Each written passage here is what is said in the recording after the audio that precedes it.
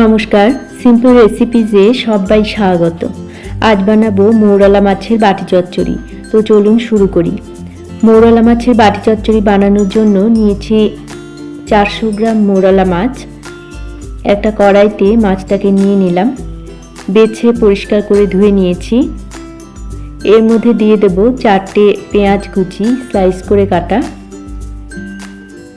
স্বাদ মতো চেরা কাঁচা লঙ্কা, একটা টমেটো কুচি, 1 টিস্পুন লাল লঙ্কার গুঁড়ো, একটু কাশ্মীরি লাল লঙ্কার গুঁড়ো, 1.5 টিস্পুন হলুদ গুঁড়ো, 4 টিস্পুন সর্ষে বাটা, একটু লবণ আর একটা কাঁচা লঙ্কা দিয়ে সর্ষে বেটে নিয়েছি, স্বাদ মতো লবণ, 1 মুঠো ধনেপাতা কুচি, 4-5 টেবিলস্পুন মতো কাঁচা সর্ষের তেল। সব কিছু হালকা হাতে মেখে নেব যাতে মাছটা ভেঙে না যায়।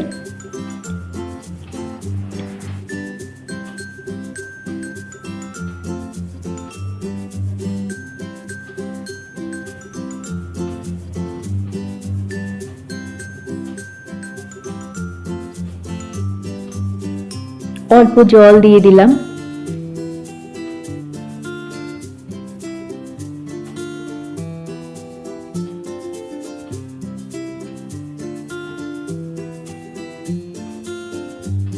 এবারে কড়াইটাকে গ্যাসে বসিয়ে দিলাম, গ্যাসটা অন করলাম, ঢাকা দিয়ে হাই ফ্লেমে ফুটে উঠতে দেব।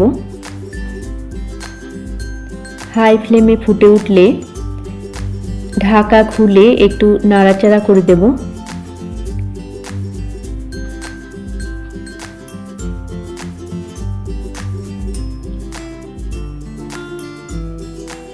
হয়ে গেলে ঢাকা দিয়ে ফ্লেমটাকে মিডিয়ামে করে দিয়ে 8-10 মিনিট মতো রান্না করে নেব।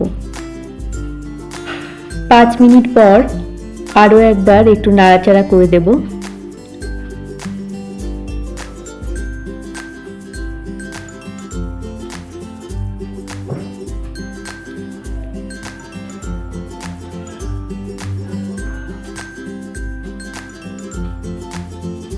তো হালকা হাতে আরো একবার নাড়াচাড়া করে দিয়ে ঢাকা দিয়ে দিলাম।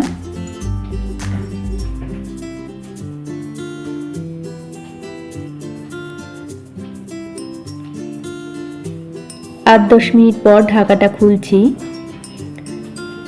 তো তৈরি হয়ে গেছে মৌরলা মাছের বাটি চচ্চড়ি খুব সহজেই। আমি ফ্লেমটাকে অফ করে দিলাম, ঢাকা দিয়ে 5 মিনিট স্ট্যান্ডিং টাইম দিয়ে সার্ভ করব গরম ভাতের সাথে এই মৌরলা মাছের বাটি চচ্চড়ি। রেসিপি ভালো লাগলে আপনারা এইভাবে বাড়িতে বানিয়ে দেখতে পারেন, আশা করি আপনাদেরও ভালো লাগবে।